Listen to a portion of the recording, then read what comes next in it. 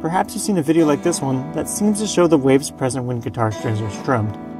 In reality though, guitar strings vibrate predominantly at their fundamental mode. The wave effect that we see is the result of how the camera's sensor forms each frame. Instead of taking snapshots, the camera progressively scans the data across the sensor. Since the scanning frequency and vibrational frequencies are mismatched, this can lead to the appearance of standing waves. But what does a vibrating guitar string actually look like? To see this, I assembled a strobe light with some parts I had laying around. A simple program then allows me to dial in any frequency on the fly.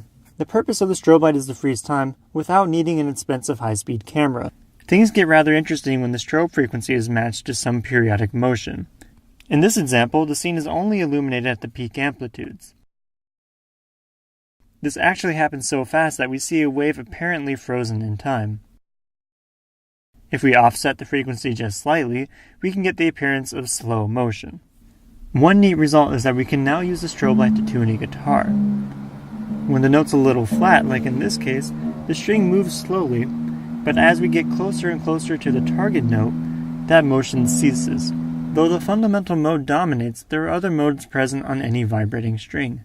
We can explore these with a simple cotton string fixed at one end and attached to a speaker on the other. In this case, the strobe is flashing at twice the frequency of the string resonance. If we match the strobe frequency, we see the wave in only one position. There actually are higher frequency modes that we can isolate by progressively decreasing the string tension. These are called overtones of the fundamental, and we can see them without changing the strobe frequency because they are always integer multiples of the fundamental. Resonance is a property of all materials, and the wine glass is a classic example. The wetted finger trick induces this resonance, and we can see it by carefully matching the strobe light. Now, I wanted to shatter this wine glass, and to do that I needed a hammer. I needed science. After grabbing some science, I recorded the tone, brought it in the MATLAB, and did a Fourier analysis to find the dominant frequency. Once found, we can verify our work by listening to the two tones. Then it's just a simple matter of cranking up the volume.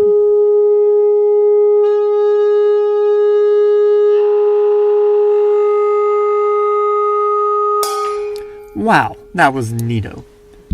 It's not at all surprising that the glass shattered when you consider the fact that this glass was vibrating at over 400 times a second, and the amplitude was significant as we could see in the video. Liquids will resonate too, and because they have more degrees of freedom than a simple string, they accordingly have more ways in which to resonate. Things here do get much more complicated, and I even have a former colleague that spent an entire PhD studying droplets like these. But it's still interesting to tinker in seeing how changing the material properties changes the resonance. For example, like changing the tension on a string, we can change the size of the droplet, and in this way we affect its resonance. Proper treatment of this subject is far beyond the scope of my tolerance for Green's functions and the purpose of this video. Now, I do have more plans for my strobe light, but those are going to have to wait for another video. In the meantime, check out some other videos I've put together and stay tuned for more to come.